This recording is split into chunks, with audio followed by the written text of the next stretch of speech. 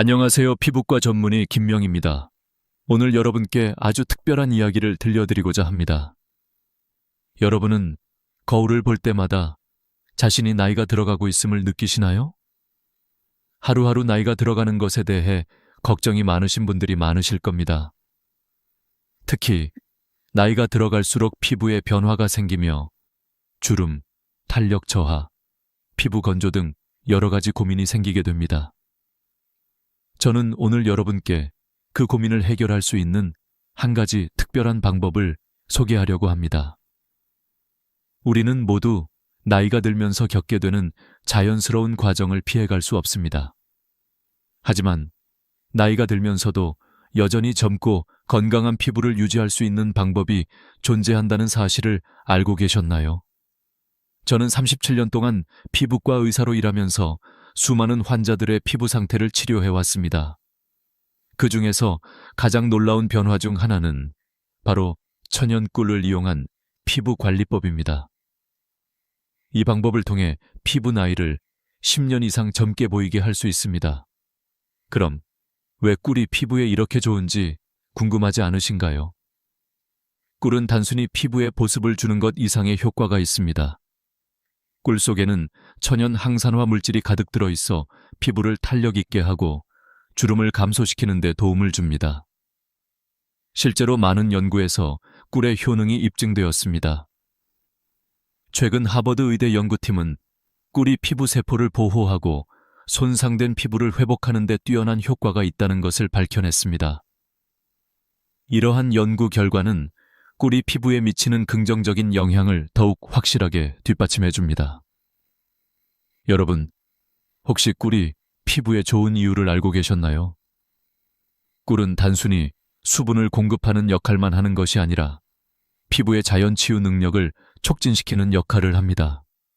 나이가 들어가면서 피부는 점점 콜라겐을 잃게 되는데 꿀은 이 콜라겐 생성 과정을 도와주는 중요한 역할을 합니다. 결과적으로 피부가 탄력 있게 유지될 수 있도록 도와주며 주름이 생기는 것을 막는 데 큰 도움이 됩니다. 이제 여러분이 궁금해하실 수 있는 부분은 그렇다면 꿀만 바르면 된다고? 라는 질문일 것입니다. 네, 맞습니다. 그러나 꿀을 바르는 방법에 따라 효과는 크게 달라집니다. 단순히 꿀을 얼굴에 바르는 것만으로는 피부를 개선하기 어렵습니다. 적절한 방법으로 꿀을 사용해야만 진정한 효과를 볼 수 있습니다. 그럼 꿀을 피부에 적용하는 방법을 어떻게 해야 할까요? 저는 그 방법을 오늘 여러분께 전수하려고 합니다. 첫 번째로 중요한 점은 천연 꿀을 사용해야 한다는 것입니다. 마트에서 쉽게 구할 수 있는 가공 꿀이나 중국산 꿀은 효과가 없습니다. 꿀은 반드시 국산 천연 꿀이어야 하며 아카시아 꿀이나 야생화 꿀을 추천합니다.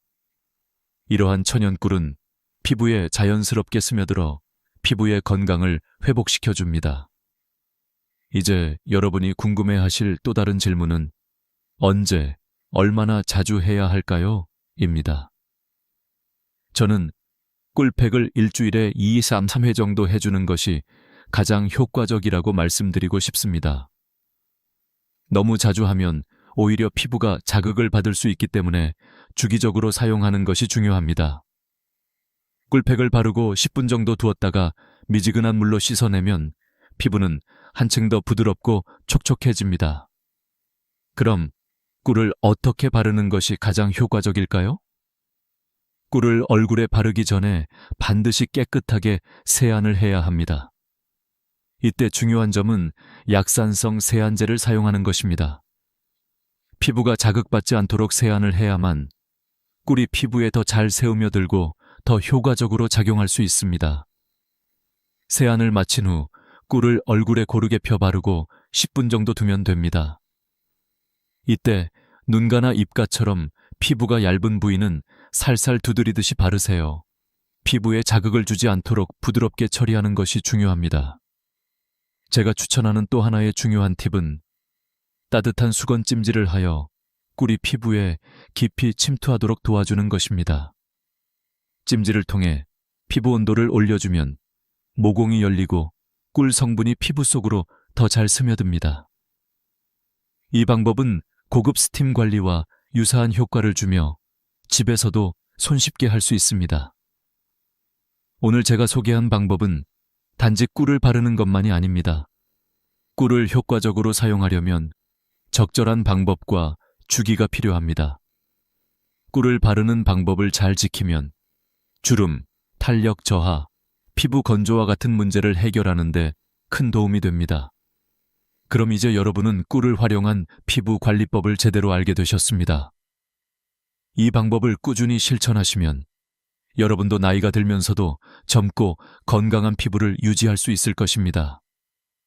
이제 꿀을 사용한 피부 관리법에 대해 좀 더 구체적으로 말씀드리겠습니다.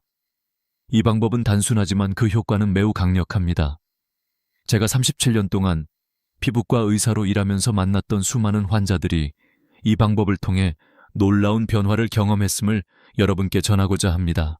특히 이 방법을 처음 접한 환자들 중 몇몇은 처음에 그 효과를 믿지 못하고 반신반의했지만 시간이 지나면서 그들의 피부가 어떻게 달라졌는지 직접 보고 느끼게 되었습니다. 하나의 예로 68세의 이명수 어머님을 들 수 있습니다. 3년 전 이명수 어머님은 깊은 주름과 극심한 피부 건조로 매우 고생하고 계셨습니다. 그때 저는 꿀 관리법을 처음 추천해 드렸습니다. 처음에는 이게 무슨 효과가 있겠냐며 반신반의하셨습니다. 하지만 꾸준히 실천하시면서 피부 상태는 점차적으로 개선되었습니다. 몇 달 후 다시 병원에 오셨을 때 얼굴은 몰라보게 탄탄하고 윤기 나는 상태로 변해 있었죠. 그 변화를 보고 이명수 어머님은 눈물을 흘리며 이렇게 말씀하셨습니다. 예전엔 거울 볼 때마다 눈물이 났는데 이제는 그저 웃을 수 있습니다. 이 이야기는 단지 한 명의 사례에 불과합니다. 수많은 환자들이 꿀을 이용한 관리법을 통해 비슷한 변화를 겪었습니다. 예를 들어 65세의 김순자 어머님도 처음에는 이 방법을 반신반의했지만 3개월 뒤에 병원에 오셨을 때 그 피부 상태는 매우 달라졌습니다. 그 변화를 보고 주변 사람들이 너무 젊어 보이신다고 칭찬을 했다고 합니다. 저는 이제 손주들에게도 자랑할 수 있을 만큼 자신감을 가지게 되었습니다. 라고 하시며 기뻐하셨습니다. 이처럼 꿀을 사용한 피부 관리법은 나이와 관계없이 누구나 적용할 수 있으며 그 효과는 시간이 지남에 따라 더욱 뚜렷하게 나타납니다. 실제로 꿀이 가진 천연 성분들이 피부를 회복시키는데 매우 유효하게 작용하기 때문에 꾸준히 실천하는 것이 중요합니다. 그렇다면 꿀이 어떻게 이렇게 효과적인지에 대해 조금 더 깊이 알아보겠습니다. 꿀은 피부를 진정시키고 보습을 해주는 기본적인 역할 외에도 피부의 항산화 작용을 도와주는 중요한 성분들을 함유하고 있습니다. 꿀 속의 폴리페놀, 비타민 C, 아미노산 등은 피부를 보호하고 외부 환경으로부터 발생하는 스트레스로부터 피부를 지켜주는 중요한 역할을 합니다. 이는 특히 미세먼지나 자외선으로부터 피부를 보호하는 데 매우 효과적입니다. 또한 꿀은 피부 면역력을 높여주는 성분이 많기 때문에 피부가 예민해지거나 자극을 받을 때 이 방법이 더욱 효과적입니다. 특히 나이가 들수록 피부가 약해지기 때문에 꿀이 가진 자연 치유력은 더 큰 효과를 발휘하게 됩니다. 이 점은 다른 많은 피부 관리 방법과 비교했을 때 큰 장점입니다. 꿀은 피부에 자극이 적고 자연 그대로의 성분을 사용하므로 부작용이 적다는 점에서 매우 유용합니다. 이제 꿀 관리법이 어떻게 실생활에서 적용될 수 있는지에 대해 예를 들어 설명해 드리겠습니다. 예를 들어 하루의 일과가 끝난 후 여러분은 10분만 시간을 내어 꿀팩을 할 수 있습니다.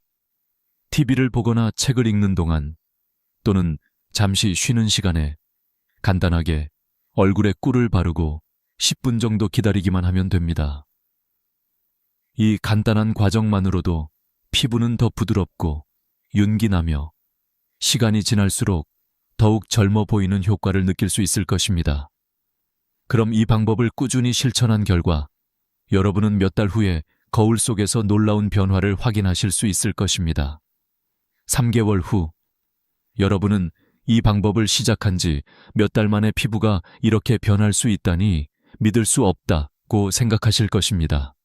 또한 꿀을 사용한 피부관리법은 매우 저렴하고 쉽게 구할 수 있기 때문에 경제적으로도 부담이 되지 않으며 실천하기에도 매우 간편합니다. 이렇게 간단한 방법을 통해 나이가 들어도 젊고 건강한 피부를 유지할 수 있다는 사실은 정말 놀라운 일입니다.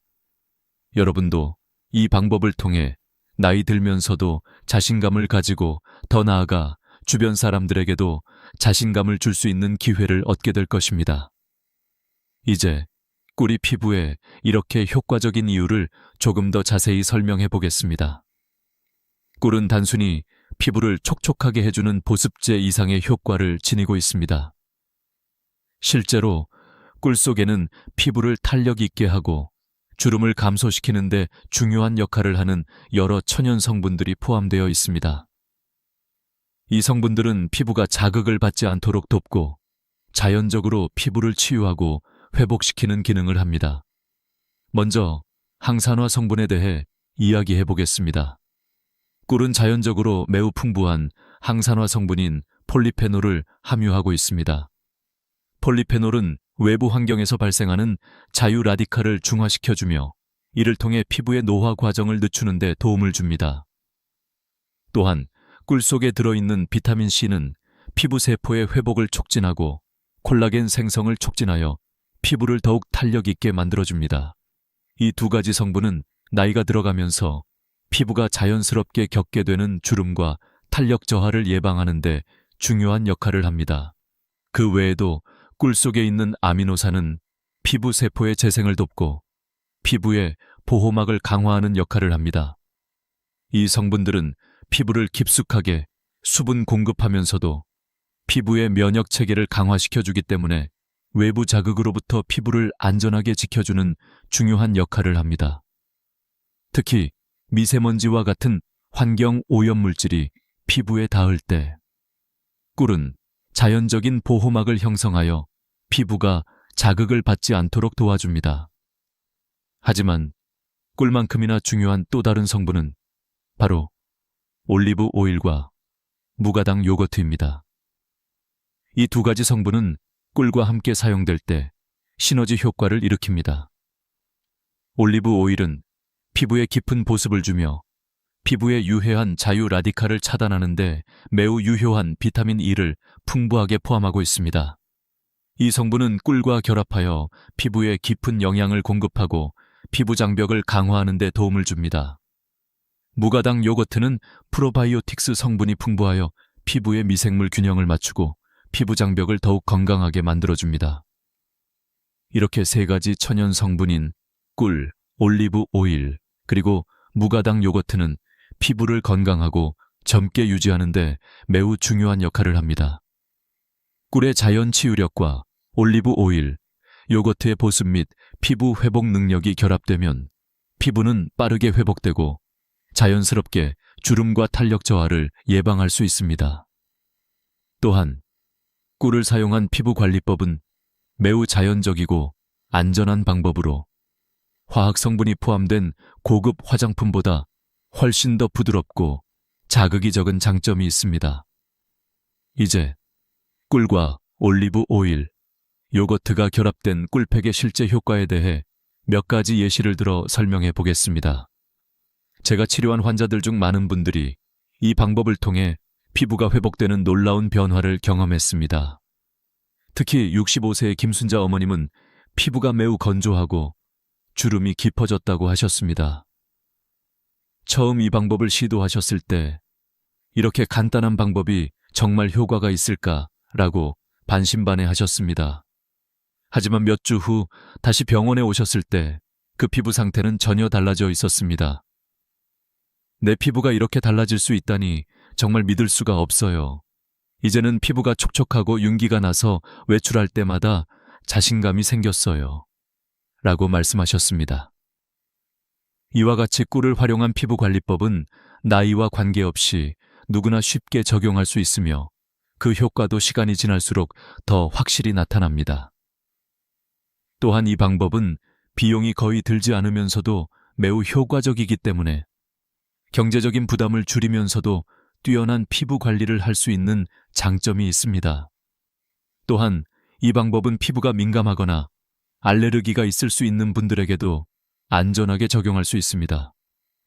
꿀은 천연 성분이기 때문에 피부에 자극을 줄 가능성이 적고 매우 부드럽게 작용합니다. 그렇기 때문에 다양한 피부 유형을 가진 사람들에게 추천할 수 있는 방법입니다. 이제 꿀이 피부에 미치는 효과뿐만 아니라 건강에 미치는 다양한 이점에 대해서도 자세히 알아보겠습니다. 꿀은 그 자체로 매우 강력한 자연 치유제입니다. 피부에 발랐을 때 뛰어난 효과를 보일 뿐만 아니라 꿀을 섭취하는 것도 건강을 증진시키는 데 매우 유효합니다. 꿀의 한겸증 및 항산화 특성은 단순히 피부뿐만 아니라 전신의 건강을 향상시키는 데도 큰 도움이 됩니다. 첫 번째로, 꿀은 한겸증 성질이 뛰어나기 때문에 피부의 염증을 감소시키는 데 매우 효과적입니다. 피부가 자극을 받거나 민감해졌을 때 꿀을 사용하면 피부가 진정되고 붉어짐이나 가려움증이 완화됩니다. 특히 피부 트러블이 자주 발생하는 분들에게 매우 유효한 방법입니다. 꿀을 얼굴에 바르면 염증이 줄어들고 피부가 점차 안정됩니다. 이는 피부 면역 체계를 강화시켜 외부 자극으로부터 피부를 보호하는 데 큰 도움을 줍니다. 또한 꿀 속에 들어있는 항산화 물질은 피부뿐만 아니라 체내의 세포 건강을 지키는 데 중요한 역할을 합니다. 꿀의 폴리페놀 성분은 자유 라디칼을 중화시켜 주어 세포가 손상되는 것을 방지하고 피부 세포의 노화를 지연시키는 데 도움을 줍니다. 최근 연구에 따르면 꿀의 항산화 성분은 심혈관 질환 예방에도 중요한 역할을 한다고 합니다. 꿀을 꾸준히 섭취하면 전반적인 심장 건강을 지키고 혈관을 보호하는 데도 도움이 됩니다. 즉, 꿀은 피부 건강을 넘어서서 전신 건강에도 많은 혜택을 주는 식품입니다. 또한 꿀은 체내 면역력 강화에도 중요한 역할을 합니다. 꿀 속에 포함된 다양한 영양소들은 면역 시스템을 활성화시켜 몸을 더욱 강하고 건강하게 만듭니다. 면역력 향상은 특히 나이가 들수록 더욱 중요한 요소로 꾸준히 꿀을 섭취하면 건강을 지키는 데 큰 도움이 됩니다. 뿐만 아니라 꿀은 소화에 도움을 주는 자연적인 효소가 들어 있습니다. 이 효소들은 장의 건강을 촉진하고 배변 활동을 원활하게 만들어주며 소화불량이나 장의 염증을 줄여줍니다. 소화가 잘 되면 그만큼 체내에 독소가 배출되어 피부 또한 맑아지고 깨끗해집니다. 꿀은 디톡스 효과가 있기 때문에 건강한 소화와 함께 피부 상태도 개선되는 효과를 가져옵니다. 이제 꿀이 피부에 미치는 효과에 대한 이해가 깊어졌다면 다음으로는 꿀을 어떻게 일상생활에 잘 활용할 수 있는지에 대해 이야기해 보겠습니다. 꿀은 단지 피부에 발라도 효과가 있지만 이를 섭취하거나 꿀을 이용한 다양한 방법으로 건강을 유지하는 데도 유용합니다. 예를 들어 매일 아침 따뜻한 물에 꿀을 타서 마시기만 해도 체내 면역력을 강화하고 소화 기능을 촉진하며 피로 회복에 도움이 됩니다. 이와 같은 꿀의 효능은 단순히 외적인 변화에 그치지 않습니다. 내적인 건강과 관련된 여러 가지 문제를 해결하는 데도 큰 도움이 됩니다. 그리고 이렇게 건강이 좋아지면 자연스럽게 피부도 더욱 밝고 건강해지며 주름과 탄력 저하 문제를 해결하는 데 큰 도움을 줍니다. 이 외에도 꿀은 혈당 조절에 도움을 주는 효과도 있습니다. 당뇨병 환자들에게도 적당히 꿀을 섭취하는 것은 혈당을 안정시키는 데 유효하다는 연구 결과가 있습니다. 물론 꿀의 섭취량을 적당히 조절해야 하지만 다량의 인공설탕을 섭취하는 것보다 꿀을 선택하는 것이 훨씬 더 건강에 좋습니다. 따라서 꿀은 단순히 피부 관리를 넘어서 전반적인 건강을 유지하고 개선하는 데 매우 중요한 역할을 합니다. 여러분도 꿀을 일상생활에 포함시켜 피부와 몸 모두 건강한 상태를 유지할 수 있기를 바랍니다. 마지막으로 꿀을 이용한 피부 관리법은 단순히 외적 아름다움만을 위한 것이 아닙니다. 꿀은 자연적인 치유력을 제공하며 건강한 생활을 돕는 중요한 자원입니다. 꿀을 제대로 사용하면 여러분은 건강하고 아름다운 피부를 유지하면서 내면의 건강 또한 지킬 수 있습니다. 이제 여러분께 중요한 질문을 드리겠습니다. 피부 관리를 위해 정말 많은 제품들이 시중에 나와 있습니다. 비싼 화장품부터 다양한 시술까지 어느 하나 쉬운 길은 없죠.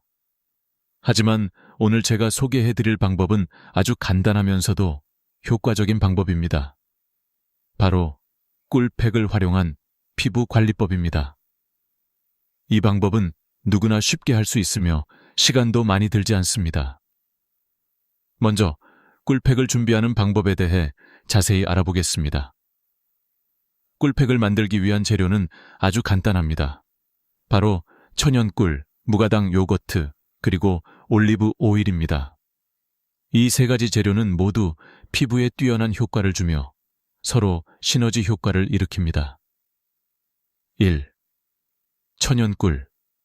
꿀은 피부의 자연 치유 능력을 돕는 강력한 항산화제입니다. 피부의 탄력을 높이고 주름을 완화시키며 피부세포의 회복을 촉진합니다. 2. 무가당 요거트. 요거트 속에 들어있는 프로바이오틱스는 피부의 자연 장벽을 강화하는 데 중요한 역할을 합니다. 피부의 pH 균형을 맞추고 피부를 촉촉하게 만들어줍니다. 3. 올리브 오일. 올리브 오일은 피부를 깊숙하게 보습하고 한겸증 성질을 가지고 있어 피부를 진정시켜줍니다. 또한 피부에 자연적인 윤기를 더해줍니다. 이 세 가지 재료를 섞어 꿀팩을 만듭니다. 그럼 이제 어떻게 이 꿀팩을 얼굴에 바를지 알아볼까요?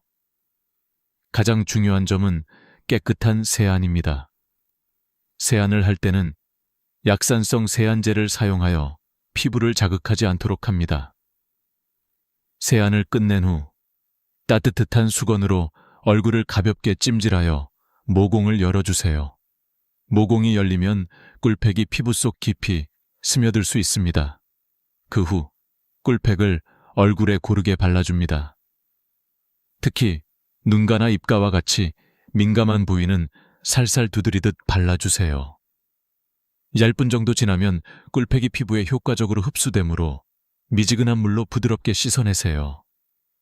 이때 차가운 물로 세안하면 피부가 더 단단해지고 더 오랜 시간 동안 보습 효과를 유지할 수 있습니다.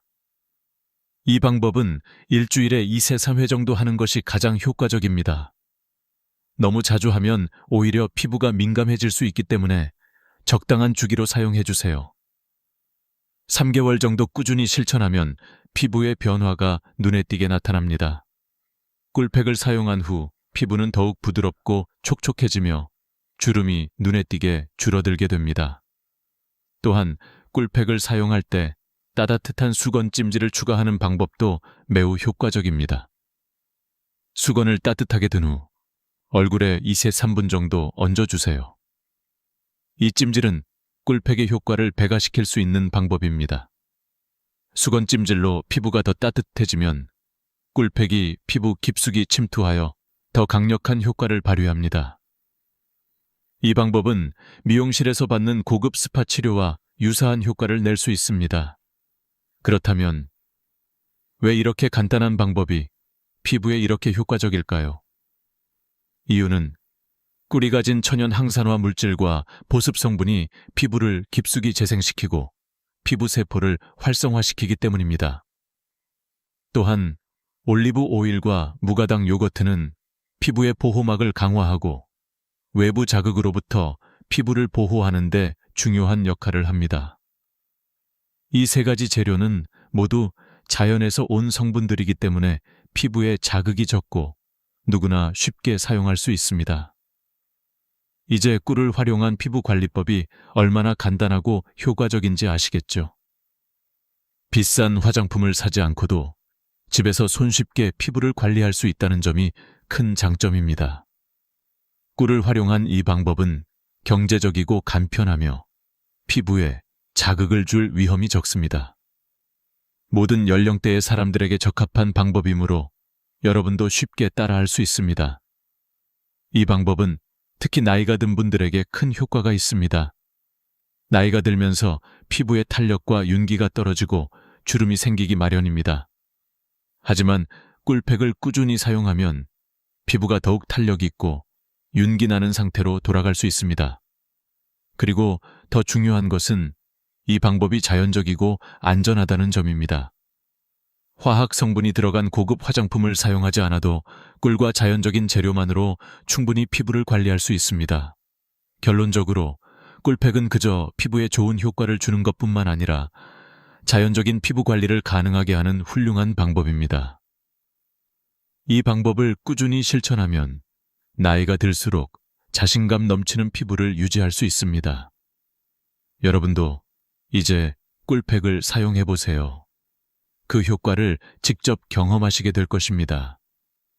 이제 마지막으로 중요한 결론을 말씀드리겠습니다. 꿀을 사용한 피부 관리법이 정말 놀라운 효과를 발휘하는 이유는 그 자연적인 성분들이 피부를 근본적으로 회복시키기 때문입니다. 하지만 중요한 점은 이 방법이 단지 피부를 아름답게 만들어주는 것을 넘어 우리의 건강과 생활 습관까지 바꿔놓을 수 있다는 사실입니다. 이 꿀팩 방법을 처음 시작할 때 많은 분들이 정말 이게 효과가 있을까? 라고 반신반의하며 시작합니다. 그러나 시간이 지나면서 점차 그 효과를 경험하게 되고 피부는 물론 신체 전반적인 건강도 개선된다는 것을 느끼게 됩니다. 예를 들어 저희 병원의 환자들 중에서는 꾸준히 꿀팩을 사용한 후 피부가 좋아지면서 더 자신감을 가지게 되었고 심지어 정신적 안정까지 느낄 수 있었다는 이야기를 많이 들었습니다. 이러한 변화를 경험하면서 중요한 한 가지를 깨달았습니다. 그건 바로 꾸준함입니다.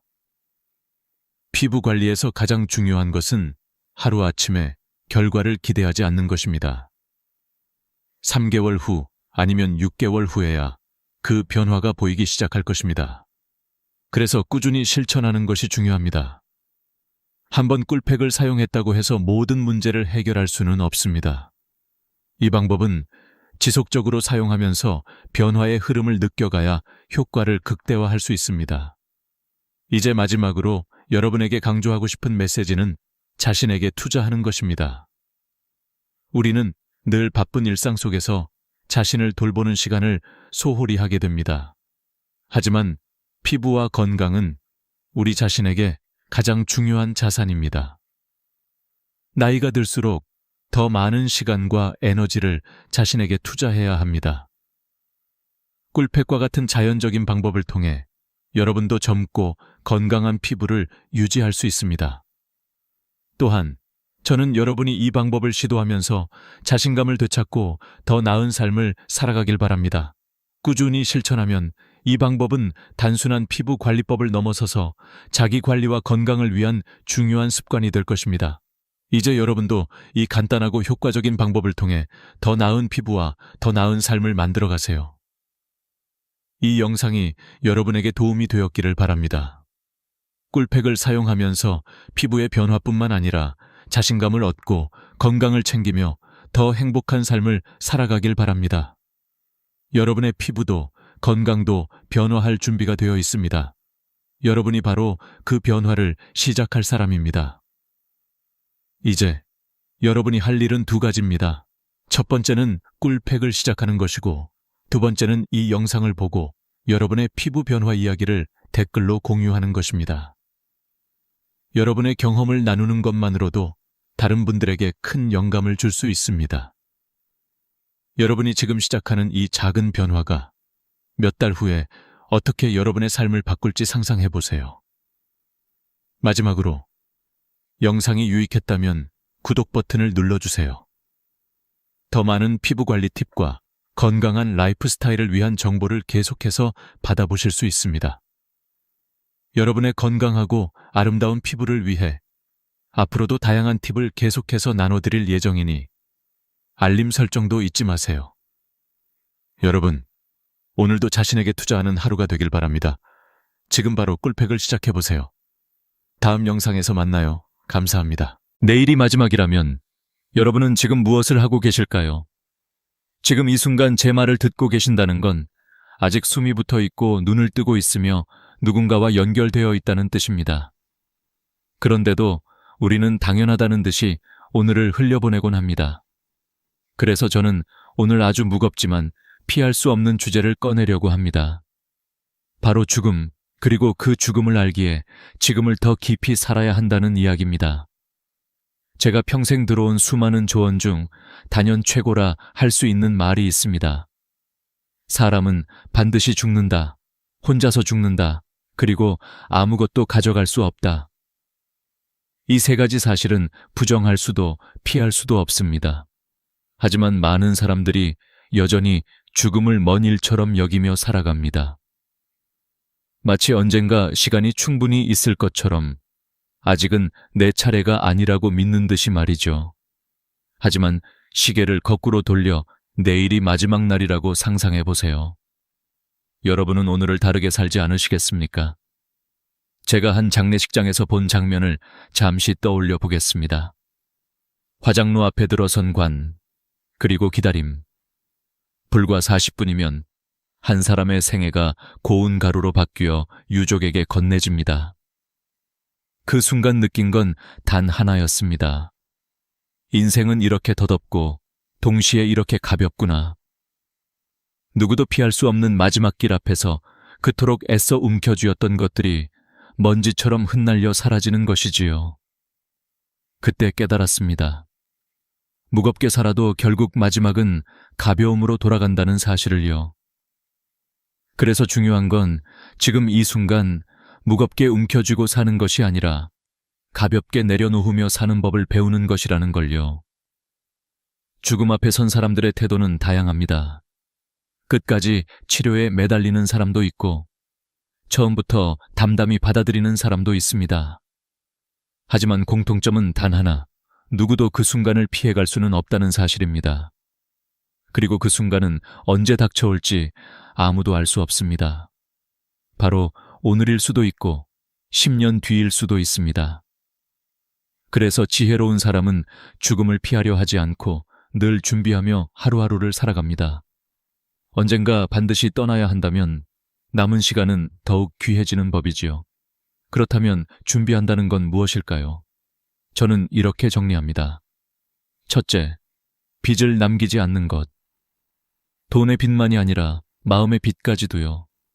미안한 사람에게는 미안하다 말하고 고마운 사람에게는 고맙다 말하는 겁니다. 둘째, 집착을 줄이는 것. 입던 옷은 깨끗이 정리하고 쓸데없는 물건은 버리고 남아있는 건 필요한 사람에게 나누어 주는 것.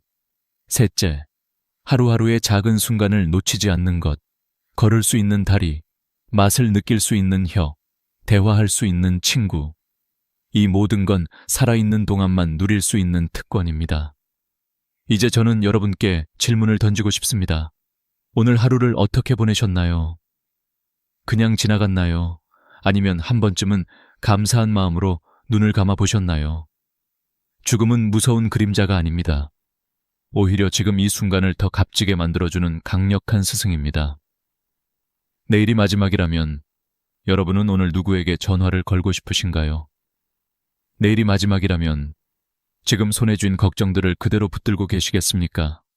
아니면 과감히 내려놓고 조금 더 가볍게 웃어보시겠습니까? 사람들은 흔히 인생의 목적을 행복이라 말합니다. 하지만 행복을 쫓는 순간 불행이 그림자처럼 따라옵니다. 손등과 손바닥처럼 둘은 떨어질 수 없기 때문이지요. 그래서 진짜 행복은 행복해지고자 하는 욕망조차 내려놓을 때 찾아옵니다. 이 역설을 이해하는 순간 우리는 불행 앞에서도 흔들리지 않을 수 있습니다. 삶을 완전히 통제하려 하지 않고 파도가 치면 타고 바람이 불면 맞으며 그 속에서 배를 모는 지혜를 배우는 것입니다. 이것이 바로 제가 말씀드리고 싶은 첫 번째 비밀, 인생을 가볍게 사는 길입니다. 이제부터 여러분은 매일 아침 눈을 뜰 때 이렇게 속삭여 보시길 바랍니다. 오늘이 내 마지막이라면 나는 어떤 하루를 살고 싶은가? 이 질문 하나가 여러분의 하루를 바꾸고 결국 인생 전체를 바꿔놓을 것입니다. 해탈이라는 말 아마 들어보신 분들도 계실 겁니다. 불교에서 자주 등장하는 단어이지만 종교적 의미를 떠나 우리 일상의 태도를 설명하기에도 아주 적절한 개념입니다. 해탈은 모든 고통에서 벗어나는 상태, 다시 말해 마음을 올가매는 집착을 내려놓은 상태를 뜻합니다. 그런데 사람들은 흔히 해탈을 잘못 이해합니다. 마치 세상이 조용해야 하고 파도가 없어야 하고 바람이 멈추어야 가능한 일이라고 생각하지요. 하지만 진짜 해탈은 세상이 잠잠해지는 게 아니라 내가 단단한 배와 항해수를 준비해 두었기에 어떤 파도와 바람도 두렵지 않은 상태입니다. 파도가 치면 그대로 타고 바람이 불면 그대로 맞으며 나아가는 것, 그 속에서 마음이 흔들리지 않는 것, 그것이 해탈입니다. 저는 이 이야기를 들었을 때 큰 충격을 받았습니다. 왜냐하면 제 삶의 대부분은 파도와 바람을 피하려는 몸부림이었기 때문입니다. 일이 잘 풀리기를, 건강이 나빠지지 않기를, 자녀가 제 마음대로 따라주기를. 하지만 세상 일이 제 뜻대로 되는 경우는 거의 없었습니다. 남편이, 아내가, 자식이, 친구가 제 마음대로 움직여주지 않습니다. 오히려 그 반대인 경우가 더 많습니다. 그렇다고 분노하거나 좌절한다면 결국 고통받는 건 나 자신뿐입니다. 이때 필요한 게 바로 해탈의 태도입니다. 세상을 내 뜻대로 바꾸려 하기보다 내 배를 단단히 준비하는 것입니다. 이 원리를 삶에 적용하면 놀라운 일이 일어납니다. 예를 들어 직장에서 예상치 못한 문제가 발생했을 때 대부분은 왜 이런 일이 내게 일어나는가라며 괴로워합니다. 하지만 해탈의 태도를 가진 사람은 그래, 이런 문제도 일어날 수 있지. 나는 이미 준비된 배를 가지고 있으니 이 파도를 타고 넘어가면 된다고 생각합니다. 실제로 심리학 연구에서도 스트레스 상황에서 통제할 수 없는 요소를 억지로 붙잡으려는 사람은 불안과 우울에 더 취약하다고 합니다. 반면 내가 할 수 있는 부분만 책임지고 나머지는 흘려보내는 태도를 가진 사람은 훨씬 더 회복력이 강합니다. 행복에 대한 집착 역시 마찬가지입니다. 행복을 추구하면 할수록 불행이 그림자처럼 따라옵니다. 행복과 불행은 서로 떨어질 수 없는 쌍둥이이기 때문입니다. 경제학에서도 쾌락의 쳇바퀴, 헤도닉 트레드밀라는 용어가 있습니다. 돈이 늘어나면 잠시 행복하지만 금세 익숙해지고 더 큰 만족을 원하게 된다는 뜻입니다. 결국 끊임없이 불행이 따라붙을 수밖에 없습니다. 그러니 진짜 행복은 행복조차 내려놓는 데서 시작됩니다.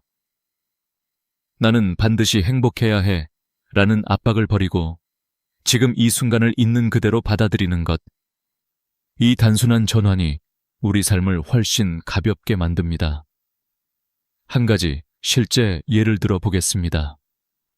서울대 의대 연구팀이 65세 이상 노인 1200명을 대상으로 조사한 결과 삶을 있는 그대로 받아들이는 태도를 가진 그룹은 그렇지 않은 그룹보다 우울증 발병률이 40%나 낮았습니다.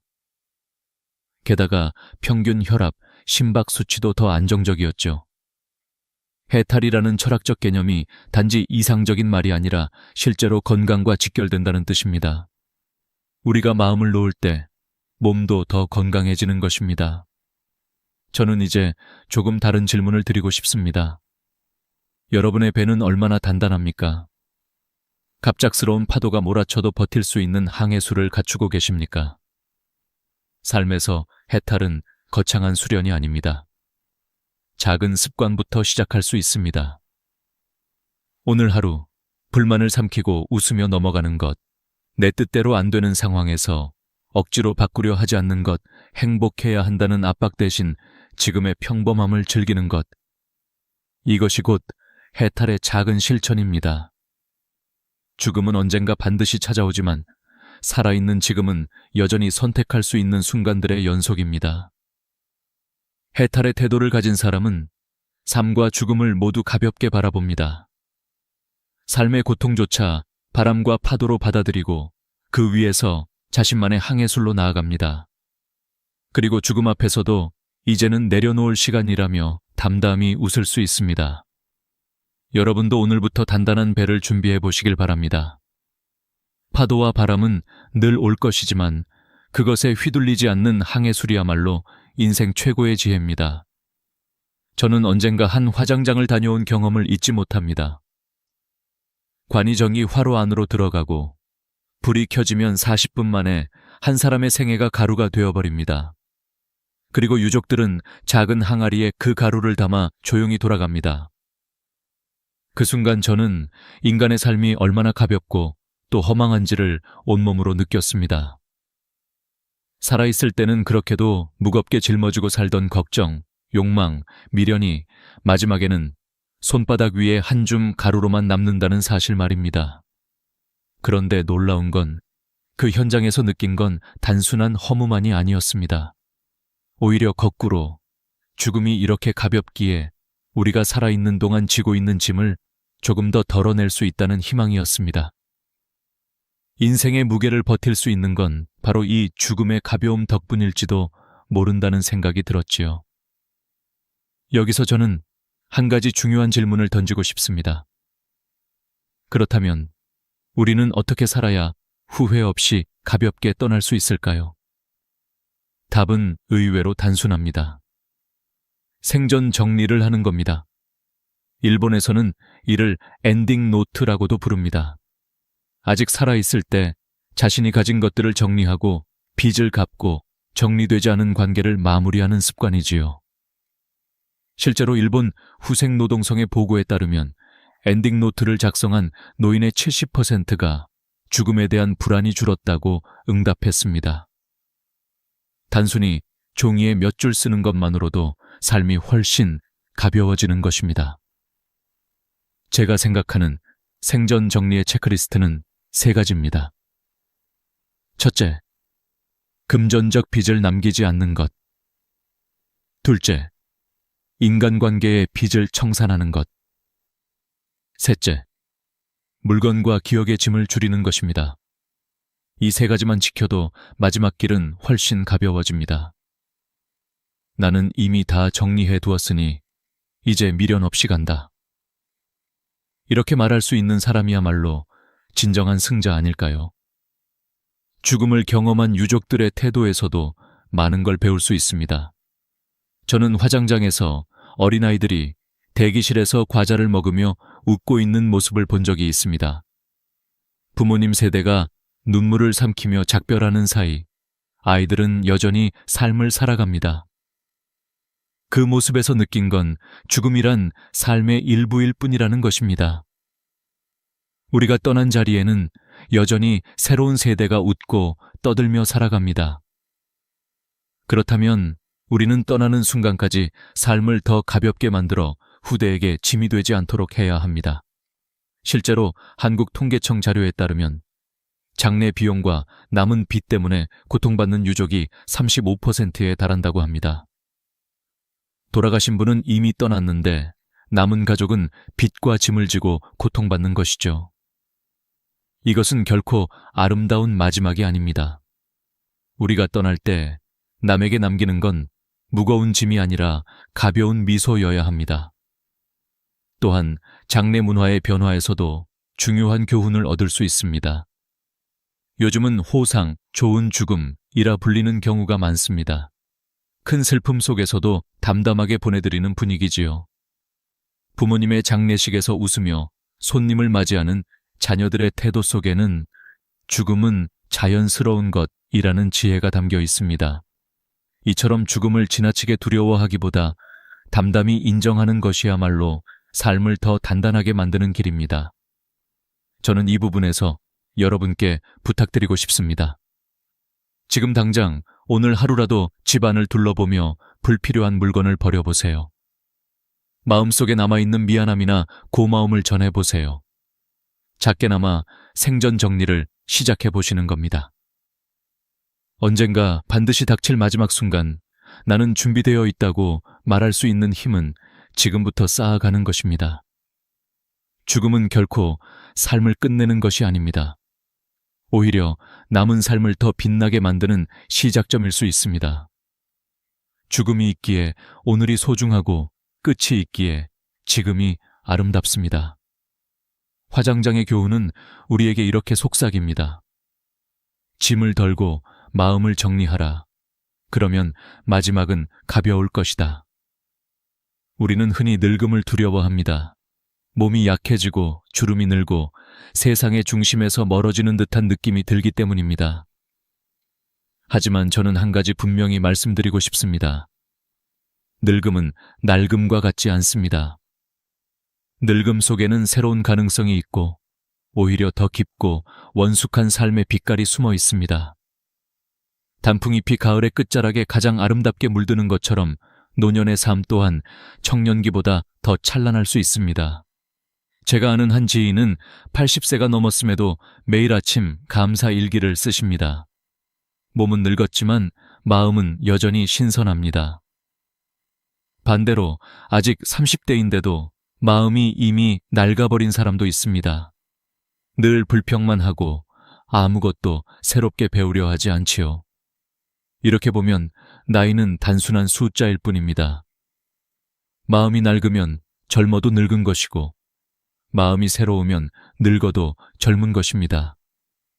의학적으로도 늙음을 새로움으로 바꿀 수 있다는 근거가 있습니다. 서울 아산병원 연구에 따르면 65세 이상 노인 중 매일 걷기를 실천한 그룹은 그렇지 않은 그룹보다 치매, 발병률이 30% 이상 낮았다고 합니다. 또 근력 운동을 꾸준히 한 노인은 골절 위험이 절반 이하로 줄었습니다. 단순한 습관 하나가 몸뿐 아니라 마음까지도 새롭게 바꿔놓는 것입니다. 늙음이 단순히 쇠퇴가 아니라 새로운 가능성으로 이어질 수 있다는 증거이지요. 저는 종종 단풍잎을 바라보며 이런 생각을 합니다. 낙엽이 지기 전 마지막 순간, 그것은 절규가 아니라 춤추는 모습이라는 것. 인생도 그렇습니다. 노년은 단순한 내리막길이 아니라 마치 해질녘 노을처럼 더 화려하고 장엄한 순간일 수 있습니다. 젊을 때는 미처 알지 못했던 지혜와 따뜻함이 노년에는 배어나오지요. 한 번은 제 친구 아버지가 마지막 유언으로 이런 말씀을 남기셨습니다. 너희 어머니가 평생 아궁이에 불을 지피느라 고생을 많이 했다. 꼭 연탄 보일러를 놓아드려라. 평생 농사를 지으며 살던 분의 이 소박한 유언 속에서 저는 깊은 울림을 느꼈습니다. 마지막 순간조차 화려한 말이 아니라 함께 살아온 가족의 삶을 배려하는 마음이 담겨 있었기 때문입니다. 이런 것이야말로 곱게 늙는 삶의 진정한 모습 아닐까요? 늙음과 낡음의 차이는 종이 한 장처럼 보이지만 그 안에 담긴 의미는 정반대입니다. 늙음은 시간이 쌓이면서 원숙해지는 과정이고 낡음은 시간이 지나며 쇠퇴해버리는 상태입니다. 우리는 매일의 선택으로 늙음을 새로움으로 만들 수도 있고 낡음으로 만들 수도 있습니다. 매일 조금이라도 배우고 감사하고 남을 돕는다면 늙음은 곧 새로움이 됩니다. 반대로 불평하고 집착하고 미련만 붙들면 늙음은 낡음으로 변해버리지요. 저는 이 부분에서 여러분께 당부드리고 싶습니다. 하루라도 배움과 감사의 마음을 멈추지 마십시오. 나이 들어서도 새로움으로 사는 방법은 생각보다 단순합니다. 매일 30분 걷기, 하루 3가지 감사 적기, 한 달에 한 번 새로운 사람 만나기. 이 작은 실천들이 노년을 낡음이 아니라 새로움으로 채워줍니다. 죽음을 두려워할 필요가 없는 이유도 여기에 있습니다. 몸은 늙어도 마음은 끝없이 새로워질 수 있기 때문입니다. 결국 죽음은 삶의 끝이 아니라 또 다른 새로움의 문입니다. 오늘 이 순간에도 마음을 새롭게 할 수 있다면 여러분은 결코 늙지 않는 것입니다. 늙음이 아름다운 이유는 바로 여기 있습니다. 지금 이 순간을 사는 법, 이것이야말로 우리가 평생 배워야 할 가장 중요한 훈련입니다. 사람들은 흔히 과거의 후회나 미래의 불안을 붙잡고 살아갑니다. 하지만 그 두 가지는 모두 현재를 앗아갑니다. 어제의 잘못을 아무리 되새겨도 바뀌지 않고 내일의 걱정을 아무리 곱씹어도 아직 일어나지 않았습니다. 결국 우리가 붙들 수 있는 건 지금 여기뿐입니다.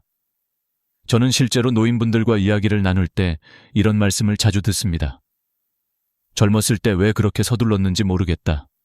결국 지나고 나면 다 별일 아니더라. 이 고백은 우리에게 분명한 교훈을 줍니다.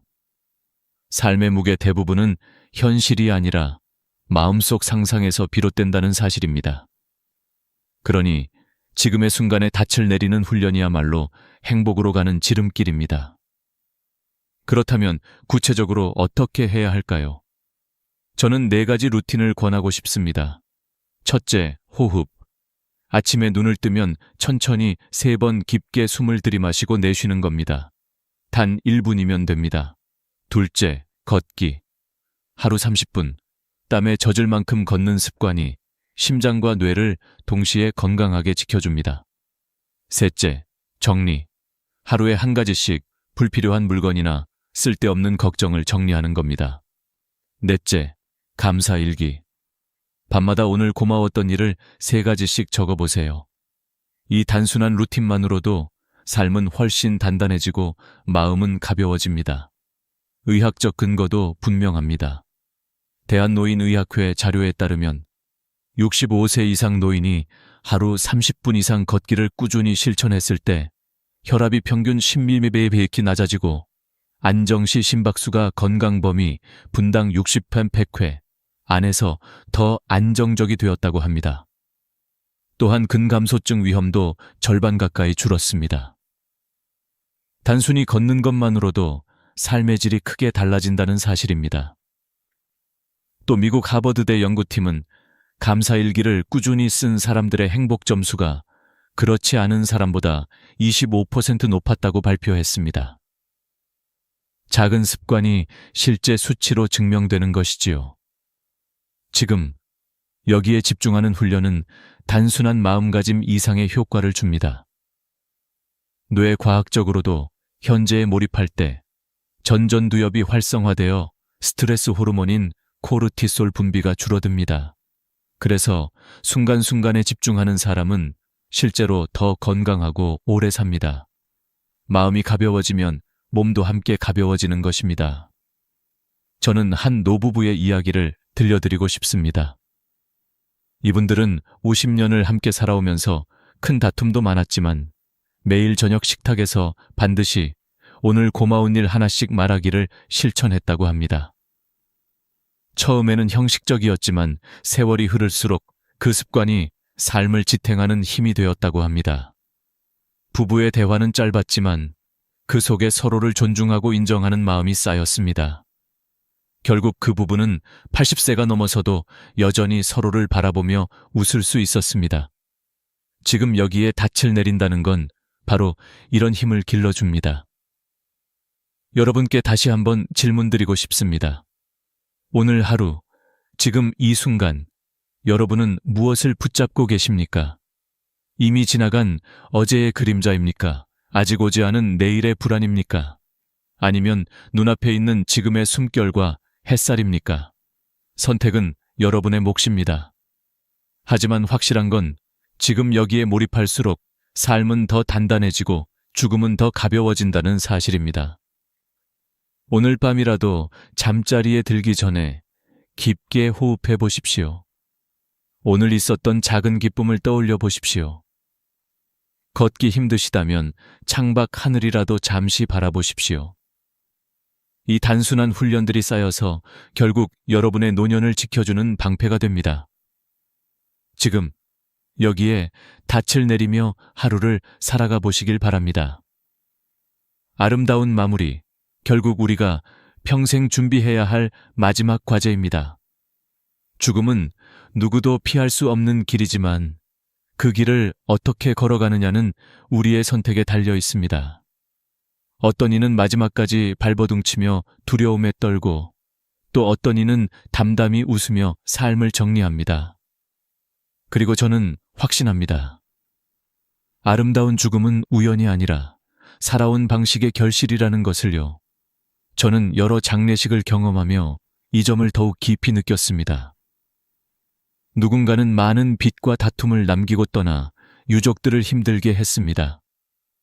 반면 어떤 이는 남은 가족에게 고마움과 정리된 삶을 선물처럼 남기고 갔습니다. 두 사람의 마지막 길은 전혀 달랐습니다.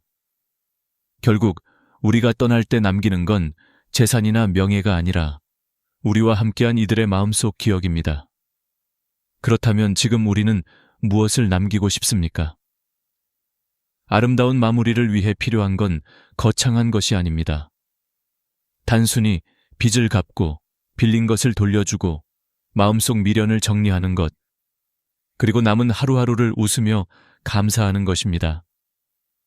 나는 다 준비되었다는 말은 그렇게 단순한 준비에서 나옵니다. 실제로 한국 호스피스 완화 의료학회 외의 조사에 따르면 삶을 미리 정리하고 준비한 환자의 65%가 마지막 순간 덜 두렵다고 답했습니다. 마지막을 준비하는 태도가 삶 전체를 가볍게 만드는 것입니다. 죽음을 두려워하는 이유 중 하나는 언제, 어디서, 어떻게 라는 세 가지를 알 수 없기 때문입니다.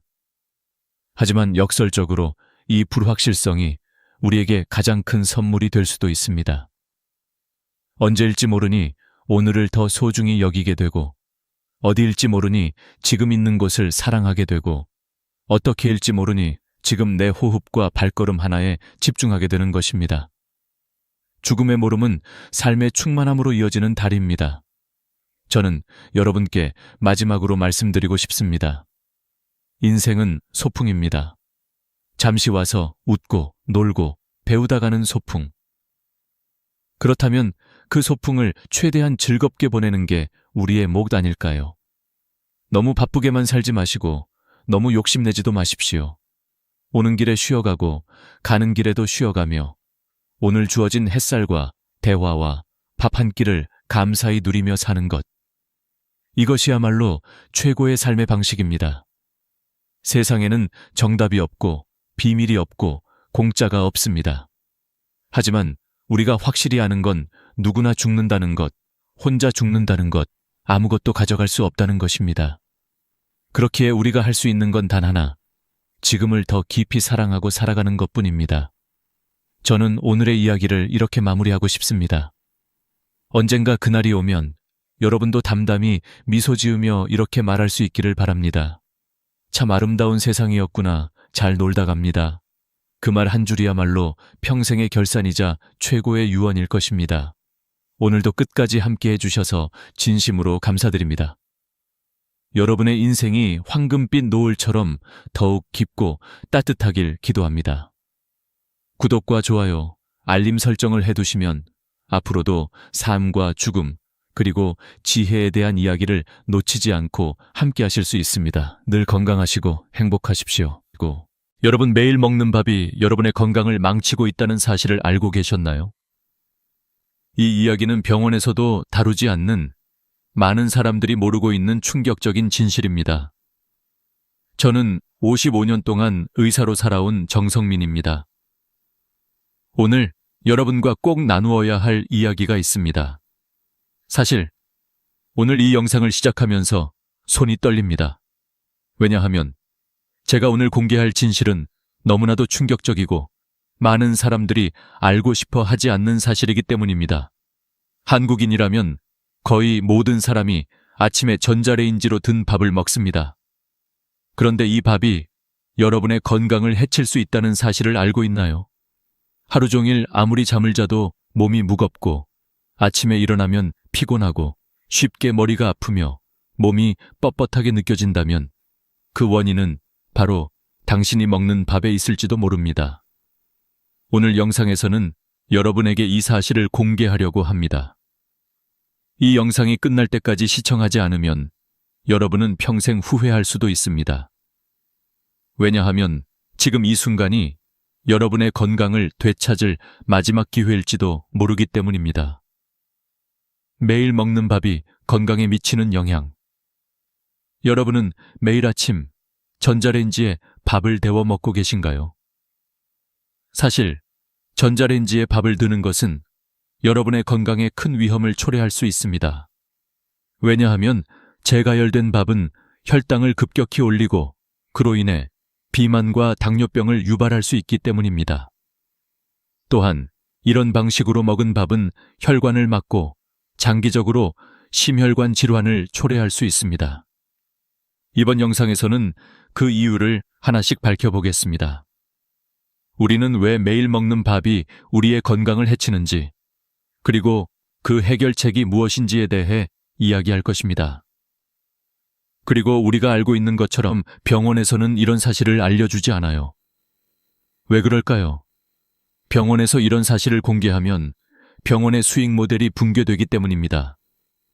약을 팔고 병원을 방문하게 만들면 그만큼 많은 수익이 발생하기 때문입니다. 오늘 이 영상을 통해 여러분에게 알려드리고자 하는 진실은 단순히 식단이나 생활 습관에 관한 것이 아닙니다. 여러분의 생명을 지킬 수 있는 중요한 정보를 담고 있습니다. 이제 그 이야기를 차근차근 풀어보겠습니다. 73세 한상현 씨의 살해 한 달 전, 서울 강북구에서 홀로 사는 73세 한상현 씨가 제 병원에 방문했습니다. 한상현 씨는 아내를 6해 전에 잃고 혼자 살아왔습니다. 그의 첫마디는 아직도 제 귀에 선합니다. 선생님, 요즘 자꾸 몸이 힘이 빠지고 가슴이 두근거리고 약을 계속 먹어도 건강이 좋아지지 않아요. 이제 정말 죽을지도 모르겠어요. 이 말을 들었을 때 저는 깊은 고민에 빠졌습니다. 그는 이미 여러 약을 복용하고 있었지만 그의 증상은 점점 더 악화되고 있었기 때문입니다. 그렇다면 왜 약을 먹고도 이렇게 나아지지 않는 걸까요? 그 이유는 간단합니다. 약은 증상을 잠시 완화시킬 뿐 문제의 근본적인 원인을 해결하지 않기 때문입니다. 그래서 저는 항상 모든 환자에게 중요한 질문을 던집니다. 어떻게 밥을 먹고 있나요? 한상현 씨는 당황한 듯 말했습니다. 당연히 밥솥에 밥을 해요. 그러나 제가 그와 더 깊이 이야기를 나누어 보니 그가 매일 전자레인지로 밥을 뜨고 있다는 사실을 알게 되었습니다. 그는 일주일에 한 번 밥을 한 번 짓고 그 밥을 냉동해두고 매일 전자레인지로 데워 먹는다고 했습니다. 이 사실을 듣고 저는 충격을 받았습니다. 왜냐하면 한국에서는 많은 1인 가구가 이러한 방식으로 밥을 먹고 있기 때문입니다. 그런데 병원에서는 절대 이런 사실을 알려주지 않습니다. 왜 그럴까요? 병원에서 환자가 줄어들면 수익이 감소하고 제약회사들의 매출도 떨어지기 때문입니다. 이런 사실을 알려주지 않으면 그들이 얻는 이익은 계속 유지될 수 있기 때문입니다. 왜 전자레인지로 든 밥이 문제일까요? 사실 전자레인지로 든 밥은 우리가 생각하는 것보다 훨씬 더 큰 건강 문제를 일으킬 수 있습니다. 과학적인 연구에 따르면 냉동된 밥을 전자레인지로 다시 들 때 그 밥의 당 지수, GI, 글라이세믹 인덱스가 최대 42%까지 증가할 수 있다고 합니다. 당 지수가 높아지면 혈당이 급격히 상승하게 되고 이로 인해 비만과 당뇨병을 유발할 수 있습니다. 그뿐만 아니라 이런 방식으로 먹은 밥에서 생성되는 변형된 전분은 제대로 소화되지 않아서 장의 건강을 악화시키고 결국은 심혈관 질환을 유발할 수 있습니다. 또한 변형된 전분은 비만의 주요 원인인 내장 지방을 축적시킵니다. 내장 지방은 간과 혈관 벽에 쌓이며 장기적으로는 심장 질환이나 뇌졸중 같은 치명적인 질병을 초래할 수 있습니다. 이 모든 정보를 여러분에게 전하는 이유는 단순히 밥을 어떻게 먹을지에 관한 문제가 아닙니다. 여러분의 건강을 지키기 위한 중요한 결정이 될 수 있기 때문입니다. 이제 이 문제를 어떻게 해결할 수 있을지에 대해 논의해 보겠습니다. 한상현 씨의 변화와 경고. 한상현 씨의 이야기는 제가 의사로서 매우 인상 깊었던 사례 중 하나입니다. 그는 매일 전자레인지로 든 밥을 먹으면서도 건강이 나아지지 않았고 결국 저를 찾게 되었습니다. 그리고 저는 그에게 사실 많은 사람들이 간과하고 있는 중요한 질문을 던졌습니다. 바로 밥을 어떻게 요리하나요? 였습니다. 그의 대답은 밥솥에 밥을 해요 였지만 자세히 들어보니 그는 매주 밥을 한번 짓고 그것을 냉동시켜 놓고 매일 전자레인지로 데워 먹고 있었죠. 이는 단순히 개인적인 문제에 그치지 않는 건강에 심각한 영향을 미치는 문제였습니다. 이 이야기를 통해 많은 사람들은 그냥 밥을 데워 먹는 것인데 뭐가 문제일까라고 생각할 수도 있습니다. 하지만 사실 이는 매우 중요한 문제입니다. 우리가 매일 먹는 밥이 건강을 해칠 수 있다는 사실은 누구도 쉽게 믿지 않지만 이는 현대의학에서 무시되고 있는 중요한 진실 중 하나입니다. 그 당시 저는 한상현 씨에게 새로운 방법을 제시했습니다. 바로 밥을 조리하는 방법을 바꾸자는 것이었죠. 밥을 어떻게 요리해야 하는가? 이제 우리가 왜 이렇게 밥을 요리하는 방식을 바꿔야 하는지에 대해 구체적으로 설명하겠습니다. 많은 사람들이 전자레인지로 밥을 드는 것이 빠르고 편리하다고 생각하지만 이 방법은 사실 건강에 치명적인 영향을 미칠 수 있습니다. 밥을 전자레인지로 두면 밥의 당지수가 급격히 상승하게 됩니다. 당지수는 혈당이 얼마나 빠르게 오르는지를 나타내는 지표인데 높은 당지수는 비만과 당뇨병을 유발할 수 있습니다. 또한 냉동된 밥을 전자레인지로 다시 들 때 변형된 전분이 발생하는데 이 전분은 우리 몸에서 제대로 소화되지 않으며 혈당을 급격히 올리게 됩니다. 그 결과 내장 지방이 쌓이게 되고 이는 심혈관 질환이나 뇌졸중과 같은 심각한 건강 문제를 초래할 수 있습니다. 이러한 사실들은 우리가 쉽게 간과할 수 있는 문제지만 실제로 많은 사람들이 겪고 있는 건강 문제들의 원인 중 하나입니다. 하지만 한상현 씨의 경우는 다릅니다. 그는 저에게 밥을 어떻게 조리해야 하는지에 대해 물었습니다. 저는 그에게 밥을 만드는 방법을 바꾸면 건강을 회복할 수 있다고 확신했습니다. 그리고 그 방법은 바로 밥을 신선하게 짓고 냉동 보관하지 않는 것이었습니다. 또한 밥을 조리할 때 밥솥을 사용하는 대신 건강한 재료들을 추가하여 밥의 당지수를 낮출 수 있다는 방법도 있었습니다. 의사의 제안과 연구 결과 저는 그에게 간단한 방법을 제시했습니다. 그 방법은 밥을 짓는 과정에서 몇 가지 재료를 추가하는 것이었죠. 먼저 밥을 짓기 전에 약간의 식초를 넣는 방법입니다. 존스 홉킨스 대학교의 연구에 따르면 식초를 밥에 첨가하면 밥의 당지수를 최대 31%까지 낮출 수 있다고 합니다. 이는 당뇨병 약물의 효과와 비슷한 효과를 낼 수 있는 방법입니다. 그 외에도 밥을 짓고 난 후 일정 시간 동안 식혀서 다시 들 때 변화된 전분을 더 잘 활용할 수 있는 방법이 있습니다. 이는 우리가 먹는 밥이 우리 몸에 미치는 영향을 크게 바꿀 수 있는 매우 간단한 방법입니다. 이런 방법을 통해 한상현 씨는 건강을 회복할 수 있었습니다. 그는 처음에는 이 방법이 그리 효과적일지 의문을 가졌지만 불과 3주 후 그의 건강은 놀라운 변화를 겪었습니다.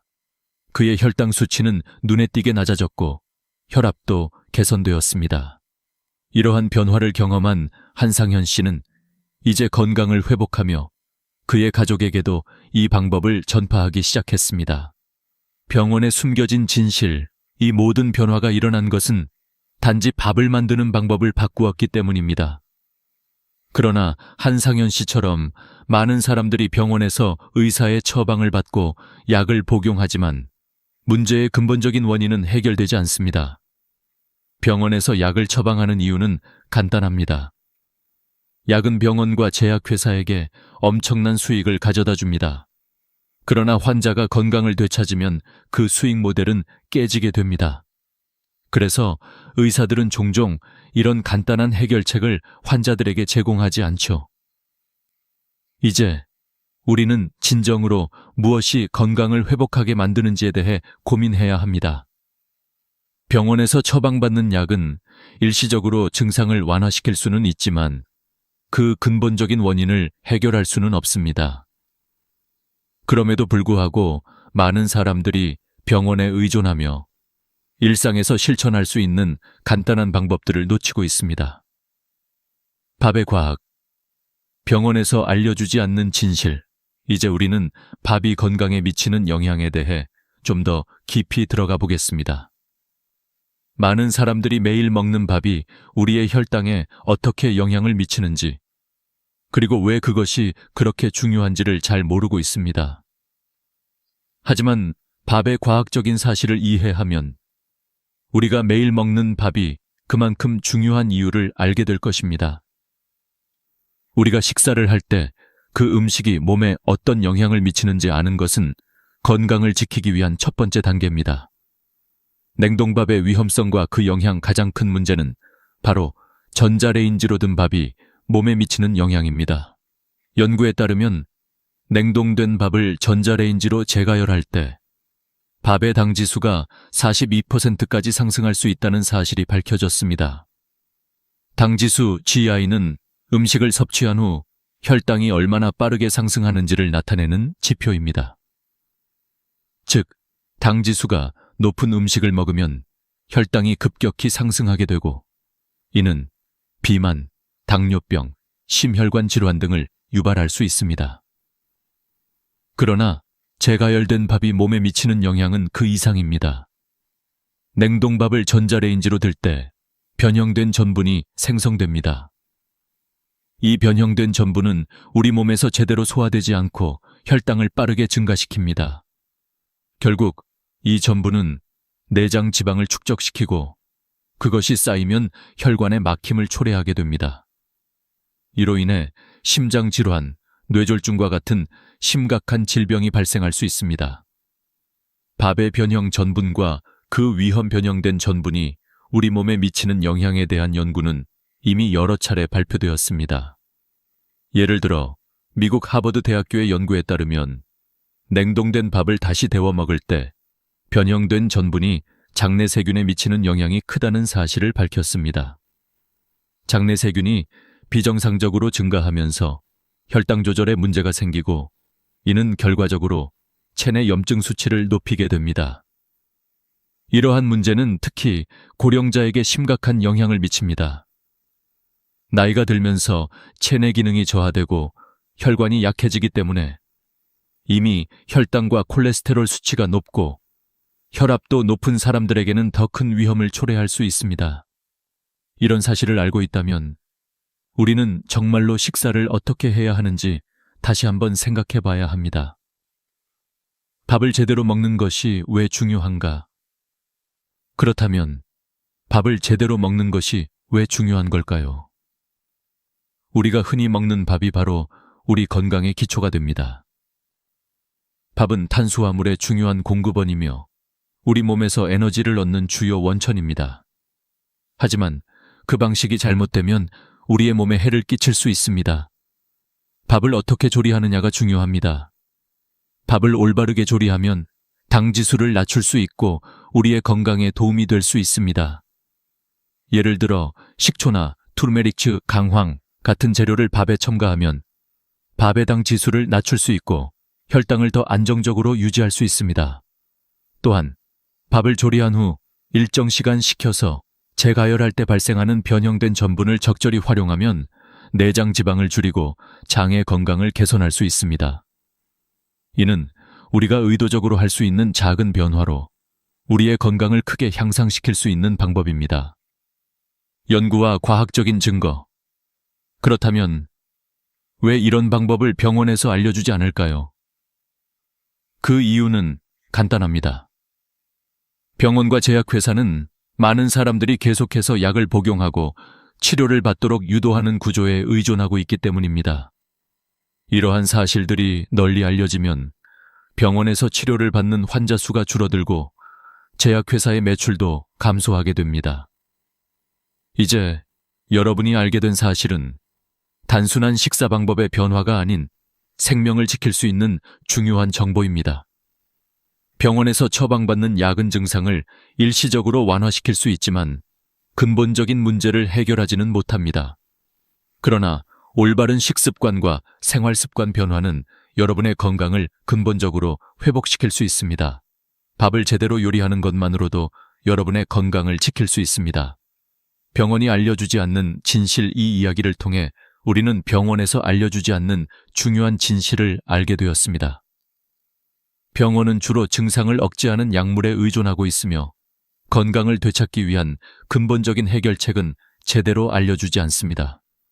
우리가 매일 먹는 밥에 간단한 조리법만 바꿔도 우리의 혈당, 혈압, 콜레스테롤 수치를 크게 개선할 수 있다는 사실은 병원에서 다루지 않기 때문에 많은 사람들이 그 중요성을 모르고 있습니다.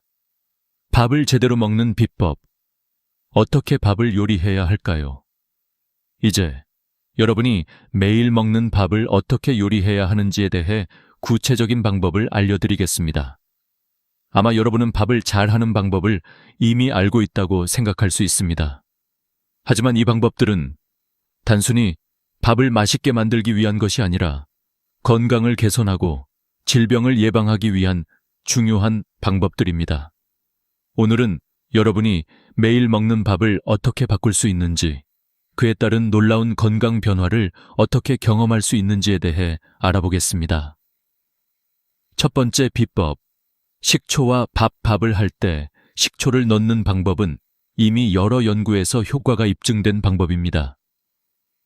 존스 홉킨스 대학교의 연구에 따르면 밥을 할 때 식초를 추가하면 밥의 당 지수를 최대 31%까지 낮출 수 있다는 결과가 나왔습니다. 당 지수를 낮추면 혈당이 급격히 상승하는 것을 막을 수 있습니다. 이는 특히 당뇨병 환자나 혈당 관리가 필요한 사람들에게 중요한 방법이 될 수 있습니다. 식초는 단순히 밥의 맛을 더할 뿐만 아니라 우리 몸에서 탄수화물의 소화를 늦추고 당이 혈류로 빠르게 흡수되는 것을 방지합니다. 또한 식초는 체내의 염증을 줄이고 장 건강을 증진시키는 데에도 도움을 줍니다. 그렇기 때문에 식사를 할 때 식초를 조금 추가하는 것만으로도 건강을 크게 개선할 수 있습니다. 두 번째 비법, 강황을 이용한 밥 조리법. 두 번째 비법은 바로 강황을 사용하는 것입니다. 강황은 우리 몸에 여러 가지 이점을 제공하는 아주 강력한 재료입니다. 강황에 포함된 활성 성분인 커큐민은 한겸증 효과가 뛰어나며 인슐린 저항성을 줄여주는 효과가 있습니다. 일본의 연구에 따르면 강황을 섭취하면 혈당이 안정적으로 유지될 수 있고 당뇨병과 관련된 합병증을 예방하는 데 도움이 됩니다. 강황을 밥에 넣는 방법은 매우 간단합니다.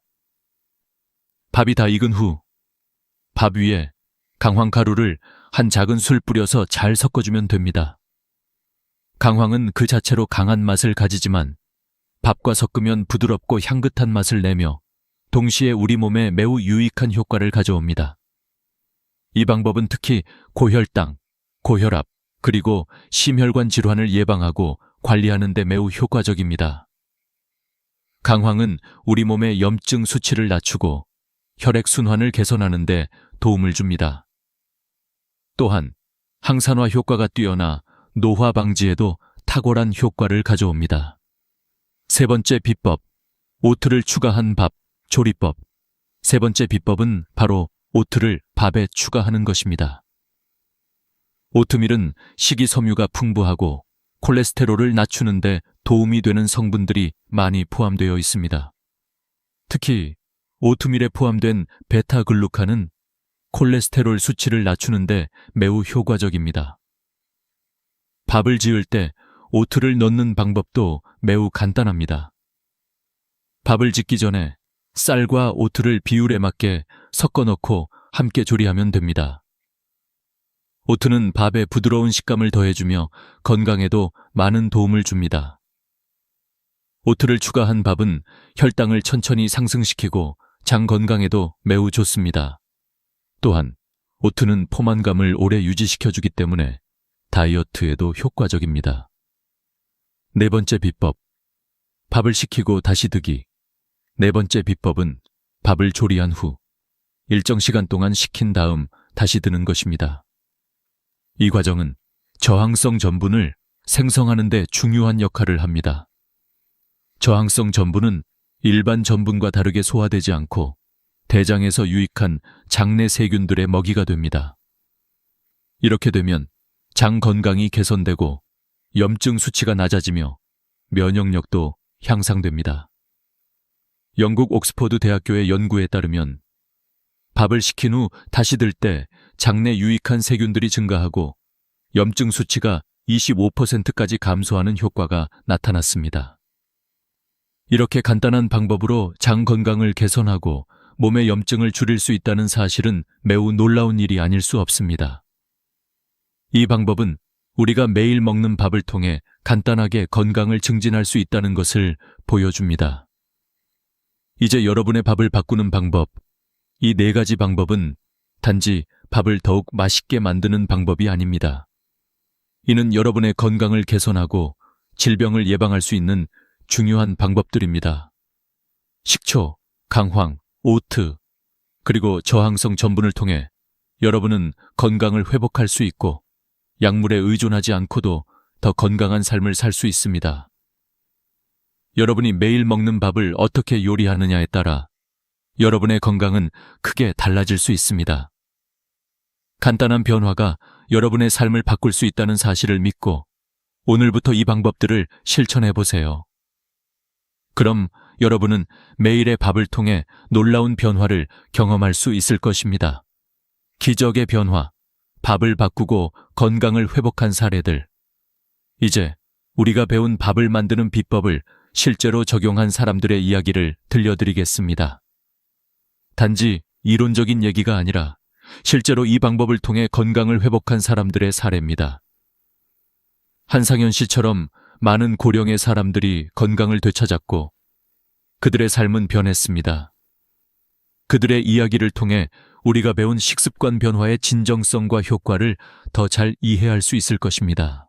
한상현 씨의 기적적인 변화. 한상현 씨는 73세로 매일 전자레인지로 든 밥을 먹으며 건강이 악화되었습니다. 그는 당뇨, 고혈압, 고지혈증을 앓고 있었고 여러 약을 복용하고 있었음에도 불구하고 증상은 나아지지 않았습니다. 그의 혈당 수치는 148로 당뇨병의 기준을 넘어서 있었고 혈압도 155/98로 매우 높았습니다. 하지만 그가 밥을 짓는 방법을 바꾸고 우리가 소개한 4가지 비법을 실천한 후 불과 3주 만에 눈에 띄는 변화가 일어났습니다. 그의 혈당 수치는 148에서 121로 낮아졌고 혈압도 155/98에서 138/87로 개선되었습니다. 이 변화는 그가 평생 의사로서 보았던 환자들 중에서도 가장 빠르고 놀라운 변화 중 하나였습니다. 한상현 씨는 처음에는 이 방법이 효과가 있을지 의문을 가졌지만 실제로 그가 건강을 회복한 모습을 보면서 자신이 얼마나 잘못된 식습관을 가지고 있었는지를 깨달았습니다. 이제 그는 매일 신선한 밥을 먹고 건강을 유지하기 위해 꾸준히 실천하고 있습니다. 박미선 할머니의 사례. 박미선 할머니는 67세로 12년 동안 당뇨병 약을 복용하고 있었습니다. 그러나 그녀의 건강은 점점 악화되었고 당뇨병으로 인한 합병증인 당뇨망막병이 진행되어 시력에도 문제가 생겼습니다. 그녀는 당뇨병 약을 복용하면서도 건강이 나아지지 않았고 결국 의사에게 더 이상의 해결책이 없다는 말을 들었습니다. 그러나 박미선 할머니는 희망을 잃지 않았고 저에게 이 방법을 배우고 실천하기로 결심했습니다. 그녀는 밥을 짓는 방법을 바꾸었고 강황, 식초, 오트를 추가하여 건강을 개선하기 시작했습니다. 그 결과 5개월 만에 그녀의 HbA1c 수치는 951에서 6.8로 감소했고 당뇨 망막병의 진행이 멈췄습니다. 그녀의 시력도 회복되었으며 당뇨병 약을 절반으로 줄일 수 있었습니다. 이 기적적인 변화는 단순히 약물만으로는 얻을 수 없었던 결과였습니다. 오랜 기간 고혈압 치료를 받은 김순희 할머니, 김순희 할머니는 74세로 15년 동안 고혈압 약을 복용하고 있었습니다. 그녀는 약을 복용해도 혈압이 안정되지 않았고 항상 피곤하고 기운이 없었습니다. 하지만 그녀가 이 밥 조리법을 실천하기 시작한 지 6개월 후 그녀의 혈압은 눈에 띄게 개선되었습니다. 혈압이 160, 100에서 130이 85로 낮아졌고 그녀는 이제 약을 절반으로 줄였습니다. 이 변화는 그동안 고혈압을 관리해온 모든 의사들에게도 놀라운 일이었습니다. 김순희 할머니는 매일 밥을 짓는 방법을 바꾸고 식초와 강황, 오트를 추가하여 혈압을 안정시킬 수 있었습니다. 그녀는 이제 기력이 넘치고 매일 아침 신선한 에너지를 느끼며 일어납니다. 이 변화는 단순히 약물을 복용하는 것이 아니라 생활 습관을 바꾸는 것이 얼마나 중요한지를 깨닫게 해줍니다. 성과를 이룬 사람들의 공통점.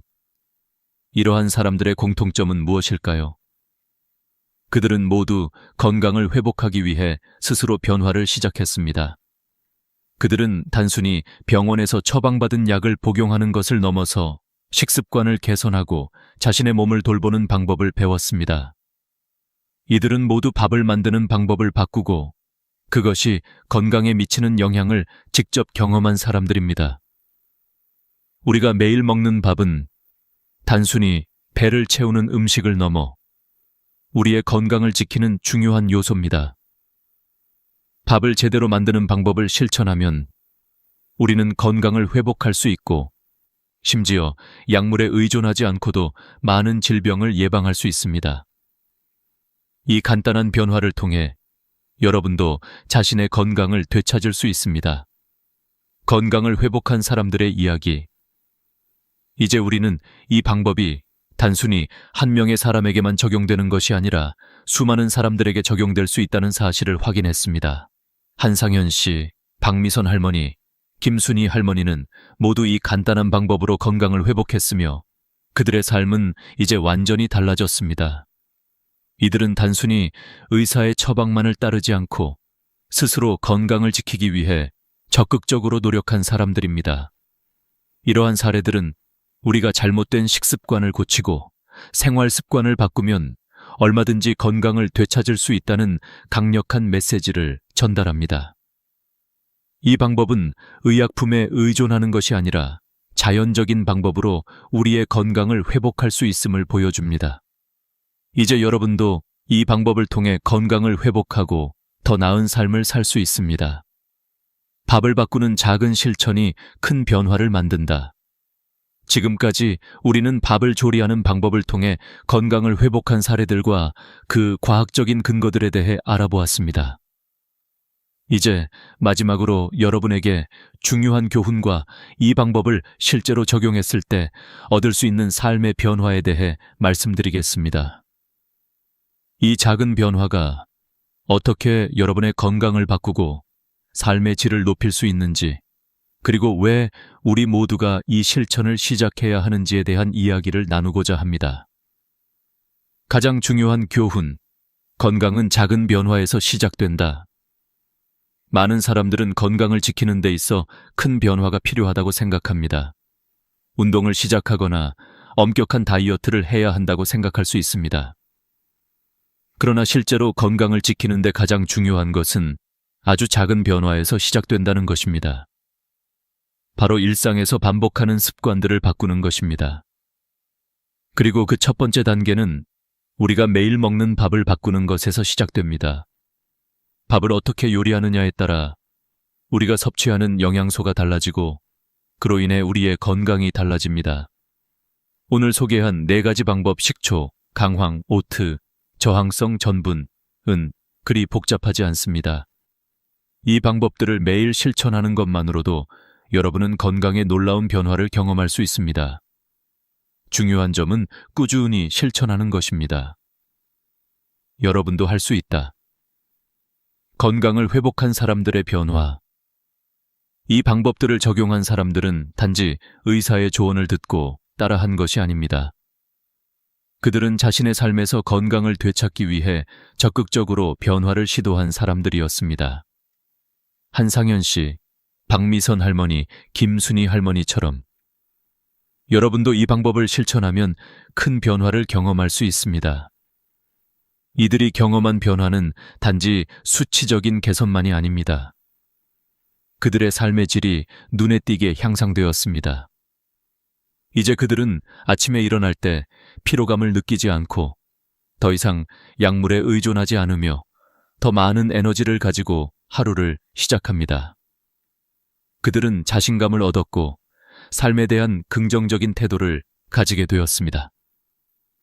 건강을 되찾은 그들의 얼굴에는 미소가 번졌습니다.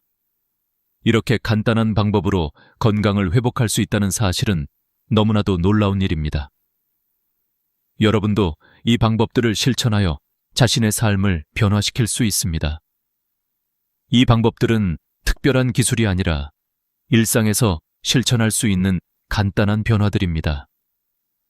병원에 의존하지 않아도 되는 삶, 현대의학은 많은 사람들에게 약물과 치료를 제공해주지만 그 근본적인 해결책은 우리의 생활 습관과 식습관에서 비롯됩니다. 병원에서 제공하는 치료는 일시적인 증상 완화에 불과하며 근본적인 원인을 해결하지 못합니다. 하지만 우리가 매일 먹는 음식과 일상에서 실천하는 작은 변화들이 우리 건강에 큰 영향을 미친다는 사실을 알게 되면 우리는 더 이상 병원에 의존하지 않고도 건강을 회복할 수 있다는 자신감을 가질 수 있습니다. 여러분이 매일 먹는 밥을 바꾸는 것만으로도 혈당, 혈압, 콜레스테롤 수치를 조절할 수 있으며 심혈관 질환, 당뇨병, 비만 등을 예방할 수 있습니다. 이러한 변화는 약물로 얻을 수 없는 가장 자연스럽고 건강한 방법입니다. 이제 여러분도 이 간단한 방법들을 실천함으로써 건강을 되찾을 수 있습니다. 실천을 통한 건강한 삶의 시작. 여러분의 건강은 이제 여러분의 손에 달려 있습니다. 이 영상에서 알려드린 대로 밥을 제대로 요리하는 방법을 실천하고 자신의 건강을 지키는 작은 변화부터 시작해보세요. 매일 실천하면 여러분의 몸은 점차 변하기 시작할 것입니다. 그리고 그 변화는 단지 몸의 수치에 그치지 않고 여러분의 삶의 질을 향상시키는 데 큰 도움이 될 것입니다. 이제 여러분은 자신의 건강을 지킬 수 있는 방법을 알게 되었습니다.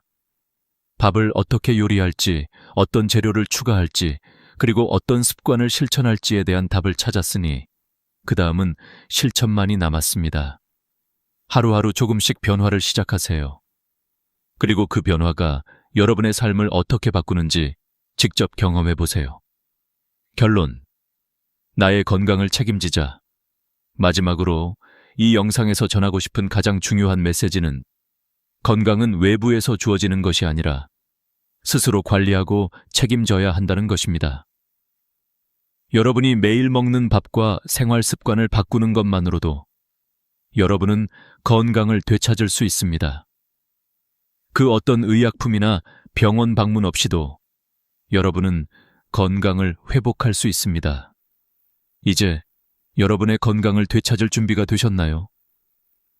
작은 변화부터 시작하세요. 이 영상에서 알려드린 밥을 만드는 방법을 실천하고 그 변화가 여러분의 삶에 미치는 영향을 직접 경험해 보세요.